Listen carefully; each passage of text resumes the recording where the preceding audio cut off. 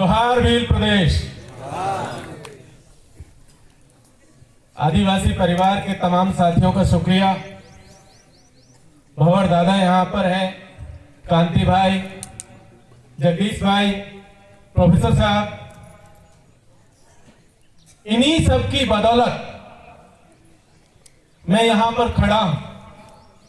दरअसल जब मैं यहां आया हूं तो मैं अपने पुरखों की उस जमीन को अपने सर से लगाने के लिए आया हूं जिन्होंने इतनी बड़ी विरासत हमारे सामने छोड़ करके गए हैं। साथियों, ये जो चिंतन शिविर है, ये जो वैचारिक चिंतन शिविर है, अगर हम लोग देखें तो आजादी के बाद से लेकर अभी तक पिछले 75-80 सालों में एक चीज हमें देखने को मिली और वो ये हुआ कि हमें मानसिक गुलामी की तरफ धकेल दिया गया। और इसीलिए ये चिंतन शिविर का होना बहुत जरूरी है। मैं जिस इलाके से आता हूं, मेरा इलाका राजस्थान के पूर्वी हिस्से में सवाई माधोपुर डिस्ट्रिक्ट से मैं आता हूं। दिल्ली विश्वविद्यालय में प्रोफेसर हूं और मैं जानता हूं कि इस तरीके के चिंतन शिविरों की क्या अहमियत है, क्योंकि हम देख रहे हैं कि हमारी तरफ दरअसल मीणाओं को मीन भगवान के खांचे में धकेल दिया गया है। ये जो मीणाओं को मीन भगवान के खांचे में धकेला गया और उसका नतीजा ये हुआ कि आज की तारीख में उनके ऊपर एक बड़ा संकट मंडरा रहा है। वो संकट आपके ऊपर ना मंडराए, उस तरीके की कोई चुनौती आपके सामने ना आए, इसीलिए इस तरीके के चिंतन शिविरों का होना बहुत जरूरी है। साथी, मैं अपनी बात को शुरू करते हुए ये बताना चाहता हूं कि कल हम लोग उदयपुर में थे और उदयपुर में एक जगह है सिटी पैलेस, आप सब लोग जानते हैं। और उस सिटी पैलेस में हम लोग जब घूमने के लिए गए तो वहां पर कुछ तस्वीरें हमने देखी थी। उन तस्वीरों में कई जगह दिखाया गया कि किस तरीके से महाराणा प्रताप के साथ में राणा पुंजा भील और उनके भील साथी खड़े हुए हैं, युद्ध की तैयारियां कर रहे हैं। महाराणा प्रताप और उनके साथी भीलों के साथ बैठ करके खाना खा रहे हैं।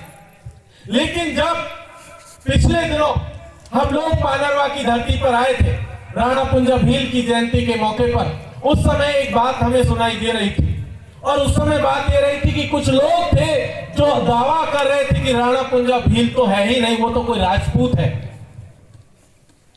और ये जो साजिश है, दरअसल इस साजिश को समझने की जरूरत थी, क्योंकि दरअसल उन्होंने किया ये कि आपकी पहचान को मिटाने की कोशिश उन्होंने की।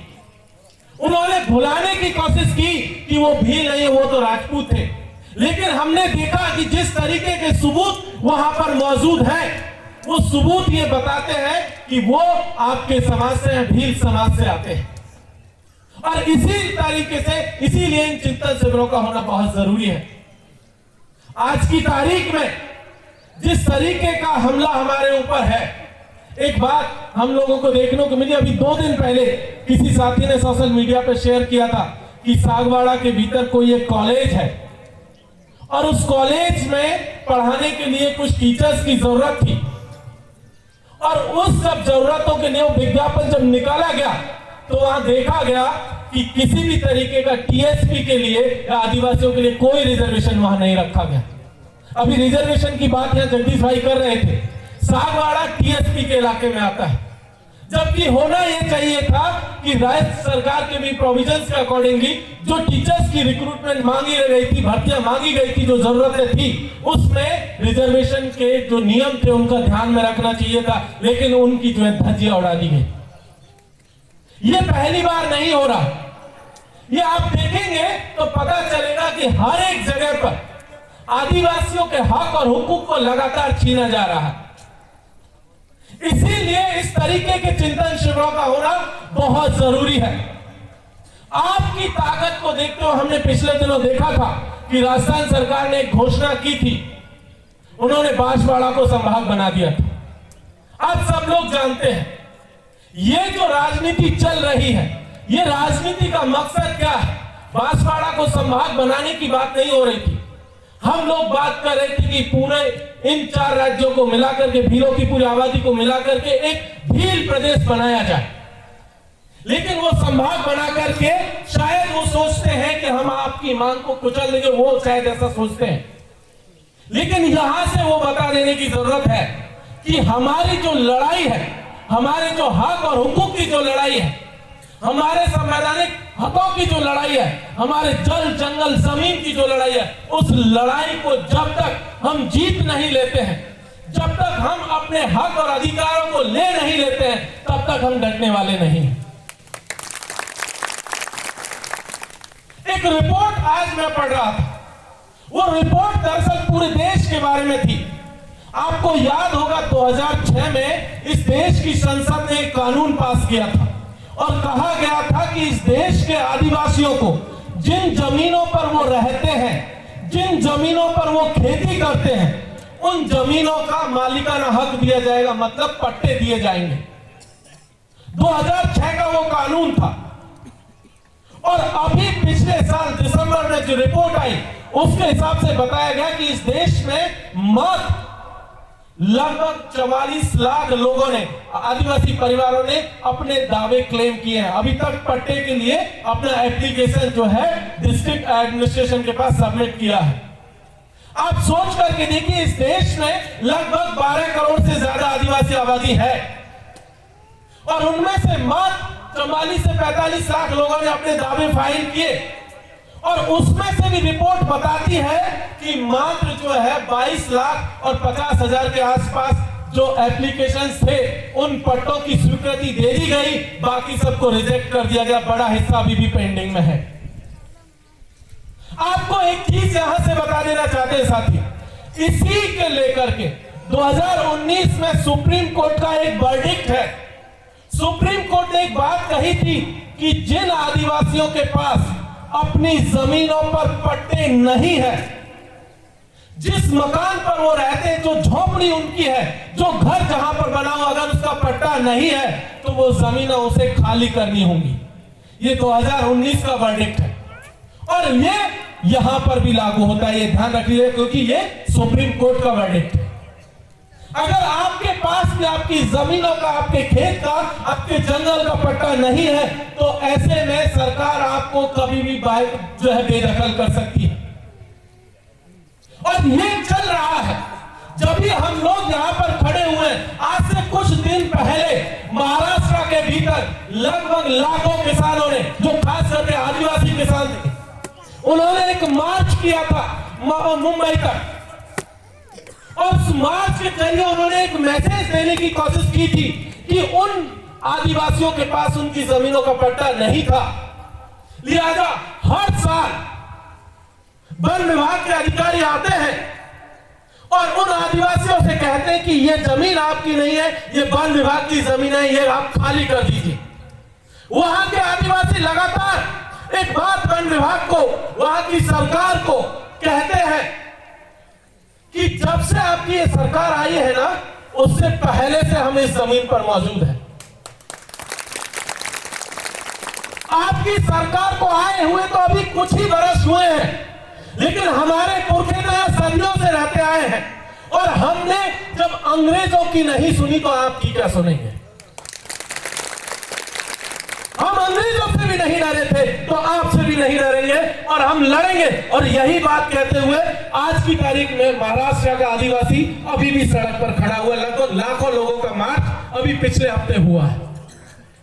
ये पहली बार नहीं है जब इस देश में आदिवासी अपने जल जंगल और जमीन के लिए लड़ रहे हैं। जब हम लोग बात कर रहे हैं तो ये याद रखने की जरूरत है कि छत्तीसगढ़ के हस्तियों के भीतर लगभग 1,76,000 हेक्टेयर का जंगल वहां की सरकार ने अडानी को दे दिया और वहां के आदिवासियों को कहा कि आपके पास पट्टे नहीं है, आप जमीनें छोड़ दीजिए। वहां से खदेड़ दिया गया।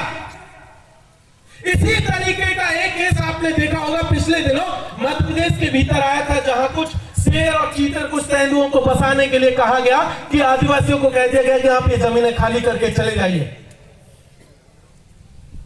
दरअसल हो ये रहा है कि इस देश की सरकारों ने आदिवासियों के खिलाफ एक लड़ाई छेड़ रखी है और उस लड़ाई का बस एक ही मकसद है कि किस तरीके से आदिवासियों की जमीनों पर कब्जा किया जाए। वो किसी अलग नाम से आपके पास आते हैं, कभी सरकार बनकर के आते हैं, कभी प्रशासन बनकर के आते हैं, कभी किसी कंपनी के नाम से आते हैं, और वो आते हैं आपसे हमदर्दी दिखाते हैं और अंत में आपकी जमीनें लेकर के चले जाते हैं। आप याद कीजिए, अफ्रीका के बहुत बड़े लेखक, उन्होंने एक बात कही थी कि जब उनके यहां ईसाई आए थे तो ईसाइयों के हाथ में सिर्फ एक बाइबल थी, और जब ईसाई यहां पर बस गए और हमने अपनी आंखें खोली तब पता चला कि वो बाइबल हमारे हाथों में है और हमारी सारी जमीनें आगे वो ईसाइयों के पास चली गई है। तो ये जो जमीनों को छीनने का सिलसिला है, ये अंग्रेजी हुकूमत के दौर से चला आ रहा है, और हमें ये सचेत हो जाने की जरूरत है कि किसी भी वजह से, चाहे कोई भी हो, हम अपनी जमीनें नहीं छोड़ेंगे, नहीं देंगे। एक बात और समझ लेनी है हमें, क्योंकि आदिवासी परिवार जब बात कर रहा है तो पूरे देश के आदिवासियों की बात कर रहा है, सबको मानसिक गुलामी से बाहर निकालने की बात कर रहा है। आज की तारीख में अगर हम लोग देखें तो पिछले 75 सालों में हमने सिर्फ इस देश के जो बड़े बड़े लोग हैं उन सबको सिर्फ वोट दिए, चाहे कोई विधानसभा पहुंचा, कोई लोकसभा पहुंचा। 75 सालों में बहुत लोगों को वोट दिया और वो वोट लेने आए और उसके बाद भूल गए। उन्हें भी पता भी नहीं कि किस व्यक्ति ने वोट दिया और उसकी क्या समस्या है। आज की तारीख में इस देश में लगभग 480 के आसपास विधानसभा की सीटें हैं पूरे देश के भीतर जो आदिवासियों के लिए रिजर्व है। लगभग 47 लोकसभा की सीटें हैं जो आदिवासियों के लिए लोकसभा में रिजर्व है, लेकिन आदिवासियों की बात करने वाला वहां कोई पर नहीं। वहां कोई जाकर के आदिवासियों की बात नहीं करता। जितने लोग यहां से चुन करके गए, सबने अपनी पार्टी की वफादारी की, सबने अपने नेताओं की वफादारी की। तो ऐसे में ये बात भी आपको ध्यान रखनी है कि कौन लोग हैं जो आपके साथ दिन और रात खड़े होते हैं, कौन लोग हैं जब आपको जरूरत होती है, कभी आप बीमार पड़ते हैं, कभी कोई और तरीके का संकट आता है, जब आपके साथ खड़े होते हैं। ऐसे लोगों को अब लोकसभा और विधानसभा में भेजने की जरूरत है। वो लोग नहीं चाहिए जो जयपुर और दिल्ली में रहे, यहां से चुनाव के टाइम पर आए, कोई दारू बांटे, मुर्गा बांटे और वोट बटोर के चले जाए। ऐसे लोगों को बिल्कुल नहीं चुनना है। लोग ऐसे हो जो दिन और रात आपके साथ बैठ करके खाएं, दिन और रात बैठ करके आपके साथ जिए, संकट के समय में खड़े हो। तो इसीलिए इस बात को भी हमें यहां से समझने की जरूरत है साथी। और ये पहली बार नहीं है, हमारे पुरखों ने ऐसी करामातें पहले भी कर करके दिखाई थी। अंग्रेजी हुकूमत के खिलाफ भी हमारे पुरखे लड़े थे इसी तरीके से। वहां भी कुछ लोग आए थे जो आदिवासियों का हमदर्द बन करके आए थे, लेकिन हमारे पुरखों ने उनके खिलाफ भी जो है लड़ाई लड़ी, जो ये दावा कर रहे थे कि हम आप ही में से हैं, और तब भी हम जीते थे, अब भी हमको ये लड़ाई जीतनी है साथी। तो ऐसे में इन सब बातों को मद्देनजर रखते हुए ये बात हमें समझनी होगी कि ये जो पूरी की पूरी लड़ाई है, ये आदिवासियों को बचाने की लड़ाई है। ये लड़ाई हमारी संस्कृति को बचाने की लड़ाई है।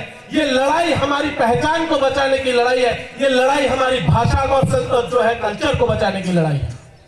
और अगर ये नहीं बचा तो यकीन मानिए कुछ नहीं बचेगा।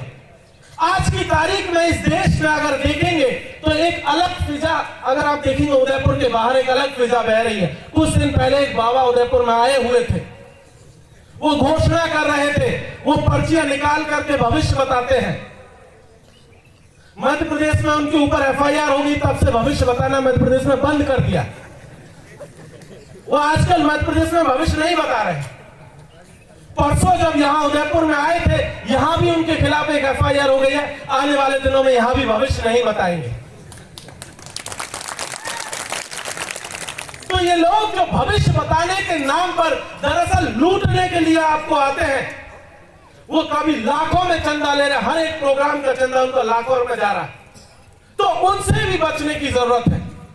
ये जो मानसिक गुलामी में धकेलने का काम इन बाबाओं ने शुरू किया हुआ है, ये दरअसल सरकारी प्रोजेक्ट है। सरकार की सह पर ये सारे के सारे प्रोजेक्ट चल रहे हैं, इसीलिए इन सब के खिलाफ भी हमें लड़ने की जरूरत है। दरअसल वो लोग चाहते हैं कि आप अपनी पहचान को छोड़ करके दूसरी तरफ चले जाएं, और ये हमें नहीं होने देना है। और इसीलिए इस तरीके के कार्यक्रमों का होते रहना बहुत जरूरी है। आप सबने मौका दिया, बहुत बहुत शुक्रिया। इंकलाब जिंदाबाद, जय भील प्रदेश।